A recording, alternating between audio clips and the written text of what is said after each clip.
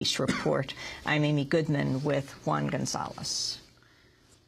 Well, the news networks had hours of coverage of the so-called withdrawal throughout the day yesterday. Much of it was interviewing the troops coming home and their families.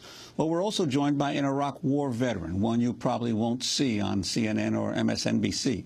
Staff Sergeant Camilo Mejía, the first U.S. combat veteran to publicly resist the war. Camilo Mejía served 6 months in Iraq in 2003 with the Florida National Guard. While on a 2-week leave in the United States, he decided never to return. Mejía went into hiding to avoid redeployment and was classified as AWOL, or absent without leave. After 5 months on the run, he surrendered to the military at Fort Stewart, Georgia, and submitted a formal application for discharge as a conscientious objector. His application was denied. In May 2004, a military jury convicted him of desertion, and he was sentenced to 1 year in prison. He served 9 months behind bars, prompting Amnesty International to declare him a prisoner of conscience.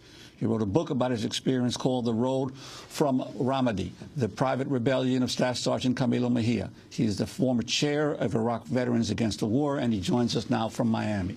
Welcome to Democracy Now! Good morning, Juan and Amy. Camilo, your reaction now to this so-called news of the withdrawal of the last combat brigade from Iraq? My reaction is that this is just another media stunt, because what it's not being reported as strongly as the final troop leaving Iraq is that we're still leaving 50,000 troops in country. Not to mention that the 4,000 who are leaving are being replaced by 7,000 security contractors called dirty guns by Iraqis. I think that basically what we have is just a recycling of forces in what effectively could be called a transferring of military duties from the U.S. military into the hands of corporate paramilitary forces in Iraq. Camilo, as you see the coverage over the last 24 hours, first, you know, as one of the leaders of Iraq Veterans Against the War, do you think this is the right move, what President Obama is doing? And then what are your thoughts hearing, watching soldiers talking about their experiences? I have not been really tracking the testimonies of soldiers about the alleged withdrawal of the troops.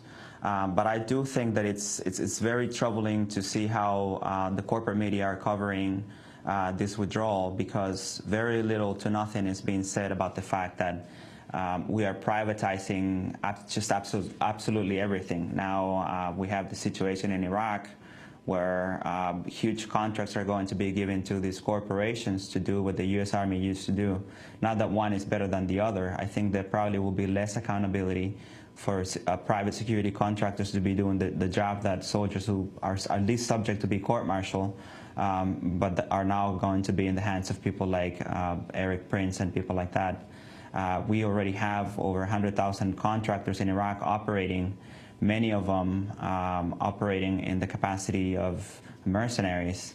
If you read the coverage by the New York Times, you realize that these are not just going to be security guards. These are going to be highly specialized former military personnel who are going to have the skills and the ability to operate radars, to go out there and find improvised explosive devices. So we're talking about EOD personnel. You're talking about people who are pilots. You're talking about people who are going to be operating drones in Iraq. So this is not just people who are going to be bodyguards. You're talking about highly specialized individuals who are going to be replacing soldiers from the U.S. military and other special operations units within the Army.